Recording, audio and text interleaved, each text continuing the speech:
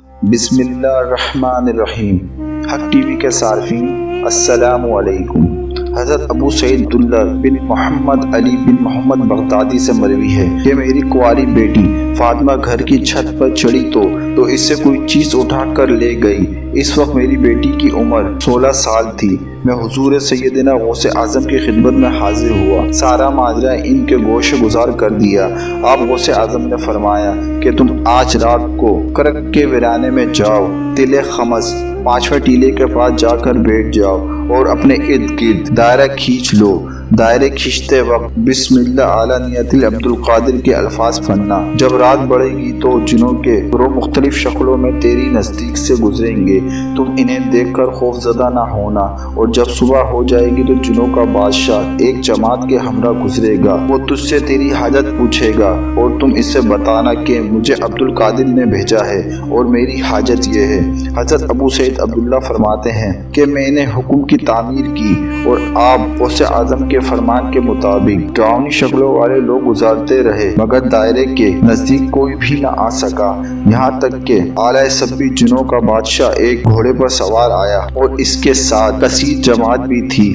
اس نے مجھ سے میری حاجت پوچھی، میں نے اسے حضور سیدنا غوث اعظم کا پیغام دیتے ہوئے اپنی حاجت بیان کی۔ میری بات سن کر وہ جنوں کا بادشاہ گھوڑے سے اترا اور زمین پر بوسہ دیتے ہوئے دائرے کے کنارے بیٹھ گیا۔ بادشاہ کے بیٹھتے ہی اس کی جماعت بھی وہیں بیٹھ گئی۔ پھر بادشاہ نے اپنی جماعت کے لوگوں کو حکم دیا کہ جاؤ، جس نے یہ کام کیا ہے اسے میرے پاس لے کر آؤ۔ چنانچہ وہ لوگ ایک سرکش جن کو پکڑ لائے، جس کے ساتھ میری بیٹی بھی تھی۔ جنوں کے بادشاہ سے کہا گیا کہ یہ ملک کے چین کے سرکش جنوں میں سے ہے۔ بادشاہ نے اس جن کو مخاطب کرتے ہوئے کہا کہ تمہیں قطب وقت کے قدموں کے نیچے سے لڑکی اٹھانے کی جرأت کیوں ہوئی؟ اس سرکش جن نے کہا کہ میں اس لڑکی پر عاشق ہو گیا تھا۔ بادشاہ جن نے اس سرکش جن کا سر قلم کرنے کا حکم دیا اور میری بیٹی مجھے واپس لوٹا دی۔ میں نے بادشاہ جن سے کہا کہ تم نے حضور سیدنا غوث اعظم کا حکم بجا لانے میں کوئی کسر نہ چھوڑی۔ بادشاہ جن نے کہا وہ گھر بیٹھے ہم جیسے سرکشوں کو دیکھتے ہیں، خواہ کتنی ہی دور کیوں نہ ہوں۔ اللہ عز و جل کوئی کتب مقرر کرتا ہے تو اسے جنوں انس پر قدرت عطا فرماتا ہے۔ حضور سیدنا غوث اعظم انسانوں پہ نہیں بلکہ جناتوں پہ بھی اپنی قدرت رکھتے تھے۔